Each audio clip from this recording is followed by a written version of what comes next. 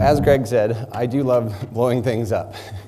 Didn't take me long in my life to figure that out about myself. For me, it all started with launching model rockets, watching fireworks, and realizing I had a healthy curiosity for figuring out how and why things happened.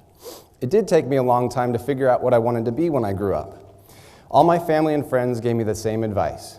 Figure out a way to get paid doing what you love. I struggled with that advice for several years. I had a hard time finding a job that I could love.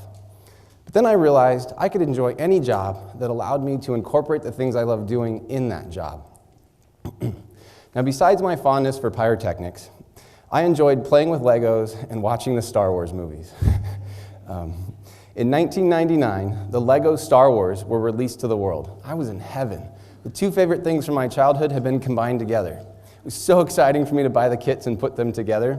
The only thing missing was my ability to wield the Force. I couldn't move things with my mind, yet.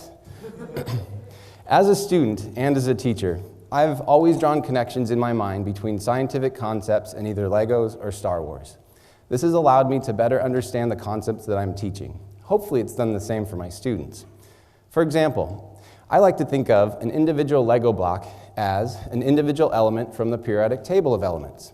Different combinations of Lego blocks can be combined together to form some pretty amazing things. Just as different combinations of elements from the periodic table of elements can be combined together to form some pretty amazing molecules and compounds. Take hydrogen, for example. Two atoms of hydrogen, chemically bonded together, form a gas that fuels our sun and is very explosive, which I demonstrated with the balloon at the beginning of this talk. In Star Wars, the Jedi were able to manipulate things due to their understanding of the Force. They knew that the Force was caused by microscopic organisms called midichlorians that live symbiotically inside of every living cell.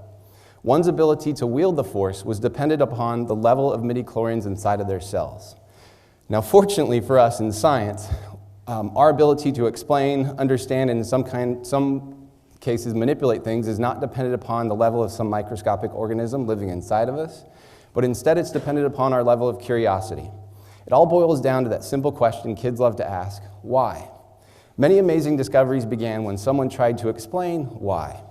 Through scientific concepts, we're able to explain or at least have theories about why and or how things happen. For example, due to my understanding of the atoms in these clear liquids, I'm able to pour them together to create a rainbow of colors. So not to ruin the illusion here, but the science behind this is I'm using acids and bases, and in each of the beakers is a base indicator that changes color when in presence of a base. So it's indicating that there's a base present. The blue likes to be a little stubborn sometimes. All right, here's my favorite part. I love to explain to the students that I'm still trying to master the Jedi mind trick, but I like to say these aren't the colors you're looking for. So in this case, I'm just reversing the process and pouring an acid back into the beakers, which causes the base indicator not to have a base to react with. So, in another example, I'm able to ignite a clear liquid to create a rainbow of flames.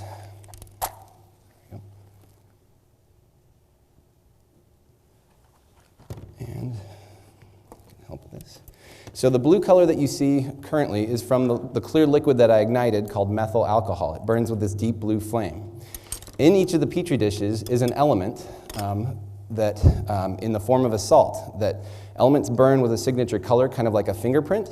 So in this first one that's red, that's the element lithium. The second one is kind of a reddish orange, which is strontium. Next one is yellow, sodium. This one is green, it's copper. And the last one is violet, which is potassium. All right. So through thank you. Through my years of teaching, I still get excited every time I get to blow something up or light something on fire, or I'm faced with the challenge of explaining why to a student. Plus, I still love trying to incorporate Legos and Star Wars into my classroom whenever possible. Through my experiences, I may not have been able to unlock the mysteries of the Force, but thanks to the aid of science, I have figured out how to move some things with my mind.